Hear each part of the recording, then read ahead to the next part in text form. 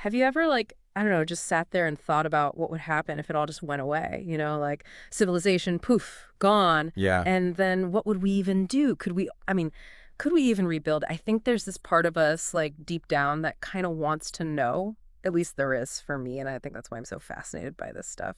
I totally get that primal drive, right? Yeah. To not only survive, but to actually make something new, bring order back from the chaos.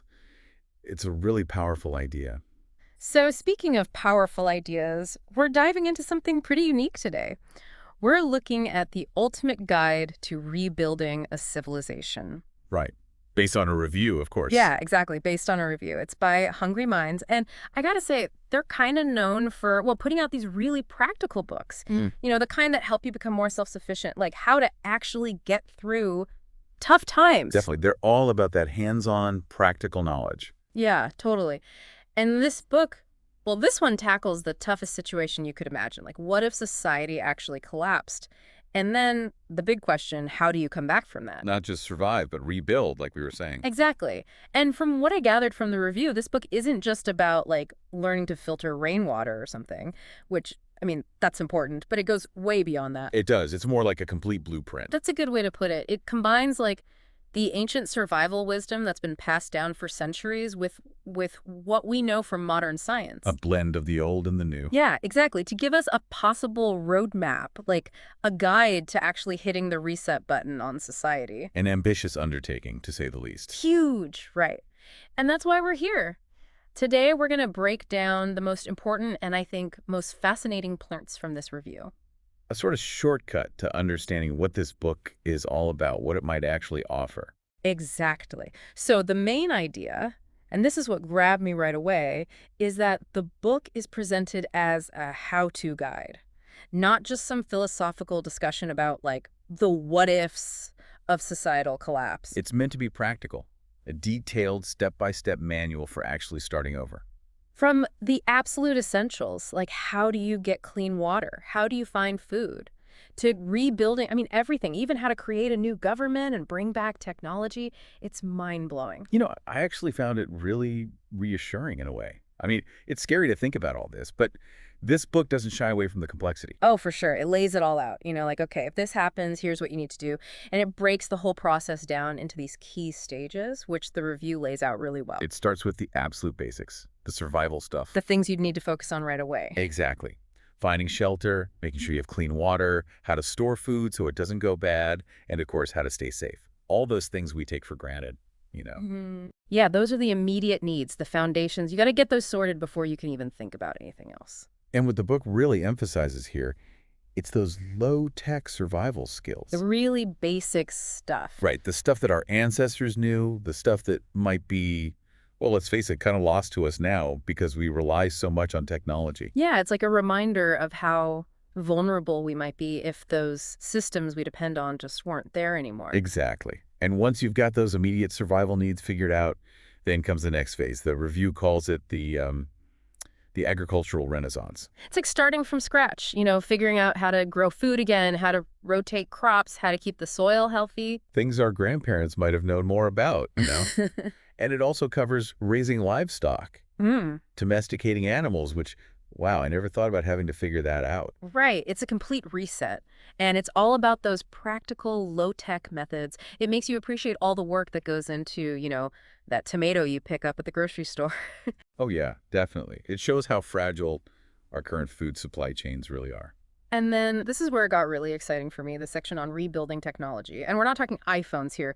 This is about recreating energy systems, which makes sense, like using wind, water, solar power. But then it goes even further, talking about, like, metallurgy. Metallurgy. Yeah. The science of metals, how to extract them from the earth, refine them, shape them into tools. It blew my mind.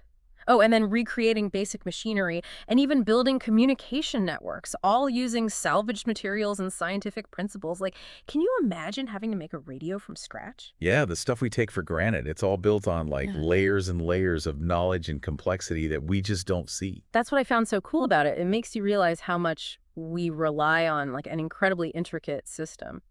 I think a lot of people would be surprised to learn how much goes into making even the simplest tools, like a hammer. Oh, absolutely. We don't even think about where the metal comes from, how it gets processed, how it's shaped, all that stuff. It appears in our toolbox. Right, in this book, it really pulls back the curtain on all that. Okay, so next up, we move into the realm of medicine and healthcare. Another crucial aspect. Absolutely. It talks about basic healthcare, how to use herbs and plants for healing, which is something that's becoming popular again now, how to prevent diseases from spreading, even rudimentary surgery. Can you imagine? No hospitals, no pharmacies. Those skills would be so valuable, so vital. It's almost like stepping back in time in a way. It really puts into perspective how much we depend on our modern healthcare system. Yeah.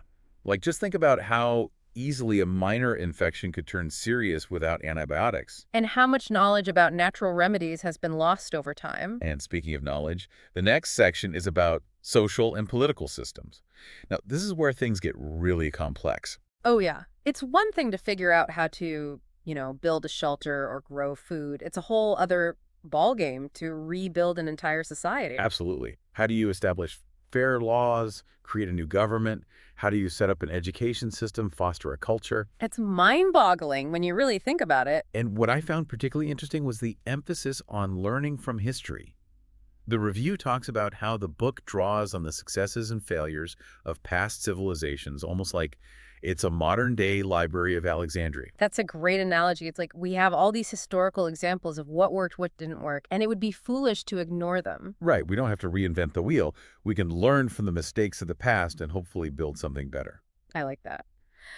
Okay, so then the book goes on to talk about the long-term vision, which is kind of reassuring. It's not all just doom and gloom. It focuses on how to build a sustainable future, one where we're relying on renewable energy sources, preserving knowledge through libraries, and continuing to do science and research. It offers a glimmer of hope, right? That we can not only rebuild, but actually create a better world than the one we had before. Exactly. And it's not just about practical steps either. The review highlights some really cool themes running through the book.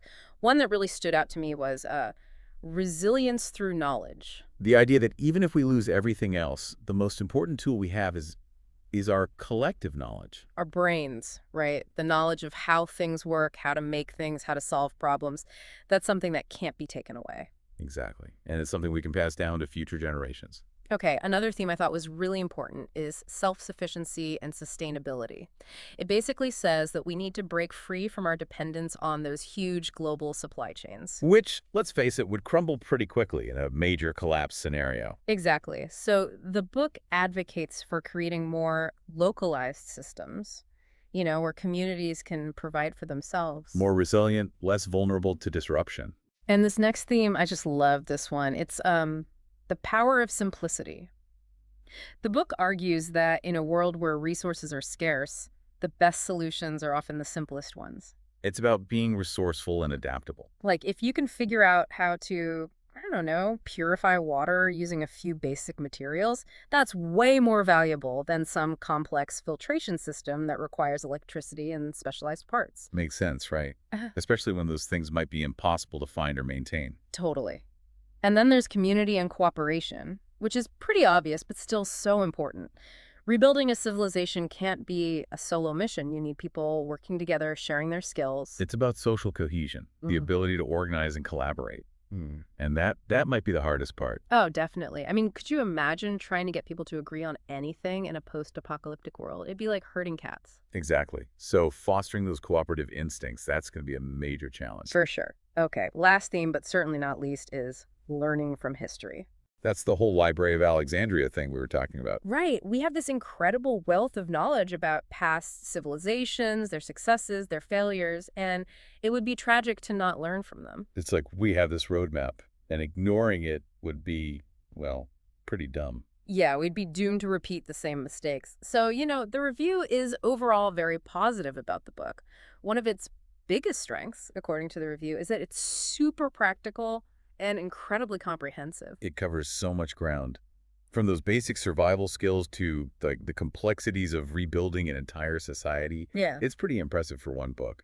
I know, right? And it's apparently written in a really clear and accessible way. No jargon, just straightforward explanations that anyone can And understand. that's important for a book like this. It needs to be usable by anyone, regardless of their background. Totally. And another strength is that it doesn't just focus on modern solutions. It incorporates a lot of ancient wisdom. So it's like blending the best of both worlds, old and new. It's about finding the most effective techniques, regardless of where they come from.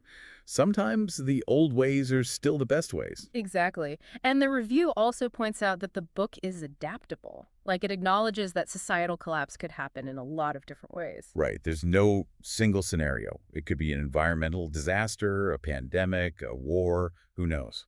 So the book offers flexible approaches that can be adapted to different environments, whether you're in a city, a rural area, whatever. Because what works in one place might not work in another. hmm You need to be able to improvise, adapt to your specific circumstances. Okay, but of course, no book is perfect, right? Of course not. The review does point out a few potential weaknesses or criticisms. hmm One is the sheer amount of information. It's a lot to take in, especially if you're new to all the survivalist stuff. Yeah, it could be overwhelming for someone just starting out. It's like drinking from a fire hose. That's a good way to put it. Another criticism is that the book seems to assume that people will actually be able to work together after a collapse. Which, let's be honest, might be a bit optimistic. Yeah, under stress, people don't always act rationally or even kindly. Competition for resources, power struggles, that could all get pretty ugly. Absolutely. Cooperation isn't a given. It's something that needs to be cultivated even more so in a crisis situation. And then the last criticism, and I think this is a fair point, is that the book lacks region-specific advice. What works in, like, the Amazon rainforest isn't necessarily going to work in the Arctic. Right. It gives you the general principles, but you're going to have to figure out how to apply those principles to your specific environment. Makes sense. Okay, so zooming out a little, the review also talks about the impact and legacy of this book. It's apparently become a bit of a modern classic in the survivalist community, but also beyond that. Yeah, it seems to be popular with educators, people interested in future studies, even some policymakers. It's interesting, right? It's almost like a cultural phenomenon. I think it speaks to this, I don't know, maybe this anxiety we all have about the future. A sense that things are fragile, maybe more fragile than we like to admit. Yeah, I think that's spot on.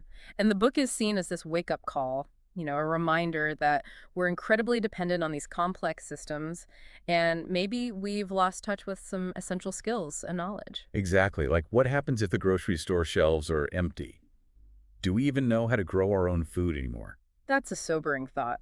And lastly, the review suggests that this book has the potential to be a really valuable educational resource. Not just for survivalists, but for everyone. Exactly. It could be used in schools, community groups, even government planning. It's like a blueprint for a more resilient society. I mean, even if society doesn't collapse, the knowledge in this book is still relevant. Oh, absolutely. It's about being prepared, being self-sufficient, and understanding how things work. It's about being a more informed and engaged citizen, right?